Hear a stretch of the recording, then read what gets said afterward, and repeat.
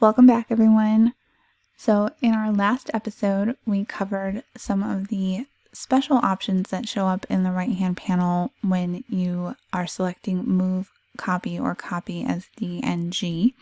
Namely, we went over this option to click in the To area at the top. We went over Make a Second Copy To, the file renaming, and the destination. So I'm going to go back to Add, and today we're going to go over file handling and all of the options that you can find there. So basically, now that we have our images selected, we're telling Lightroom where they're going to. When you're doing Add, it's just going to the catalog, and then we're telling Lightroom what to do with those files. So I'm going to start out with the build previews here at the top, and there is a drop down with different options. I'm going to start out with minimal. So if you choose minimal, this is going to show you only the thumbnail preview that's embedded into the file itself. So basically what you're seeing over here, this preview is only going to get so large. It will save you space, but it will maybe make things go a little faster, but you're not going to get the best viewing experience within Lightroom. The next option down is called Embedded and Sidecar. This means that Lightroom is going to display the largest possible preview available from the camera. So it's giving you kind of the largest ready-to-go preview that it can. This may or may not be slightly larger than the minimal preview. And again, it may make things go faster, but you're not always going to get the best viewing experience possible. Next up is Standard. This is the default for Lightroom, and this means that Lightroom will display the previews as they're rendered within the software.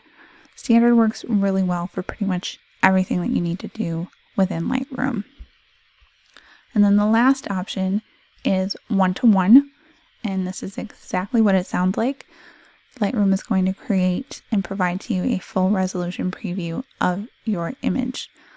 Some of the downsides are that it might go a little bit slower and it's going to take up a little more space on your machine. So there might be certain circumstances where you'd want to use this, but in most cases, Standard works just fine. So I'm going to go back to Standard. Next on our list is Build Smart Previews. It's just a checkbox. Build Smart Previews is actually very handy.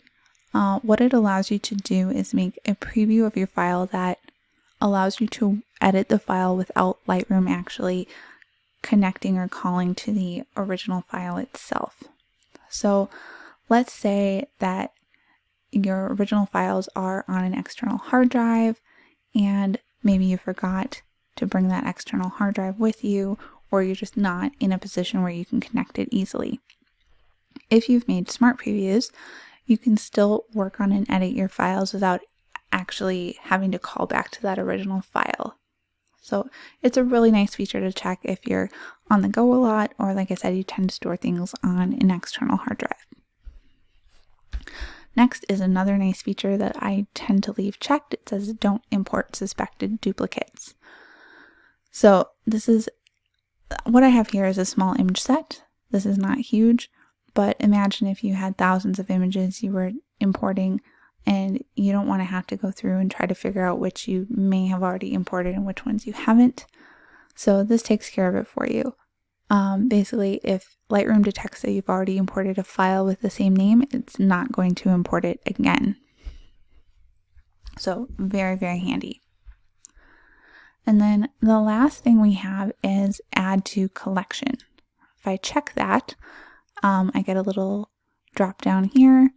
I don't have any collections set up yet, so nothing's showing. But you can create a collection, and we will go into collections in a later episode in more detail. But basically, a collection is a way for you to organize your photos within Lightroom. So this can be anything you want it to be. You can organize by an event, a person, a subject matter, really anything. So if you want to create a new one, you just click the little plus sign. You give it a name, You can choose if you want this to be within a larger set of collections. So if you've already worked in Lightroom a little bit and say you have a collection set called pets or something, and this is going to be all images of your dog, you could put this into the collection set of pets, and then you can see a collection set with all of your pets, not just the dog, but your other pets as well. The last option here is set as target collection. So again, we'll go into this in more detail in a later episode, but basically you're going through your photos. As you're going through your photos within Lightroom, there is a keyboard shortcut that allows you to send images to a target collection. So say like your best images or images you want to print or anything like that.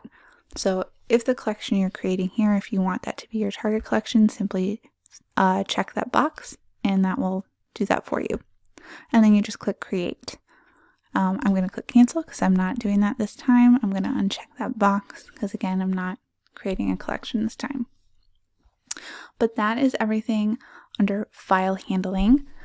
And in our next episode, we'll go over the options under the apply during import section. Thank you again for joining. I hope you found this very informational, and I hope to see you back for the next episode. Thanks so much.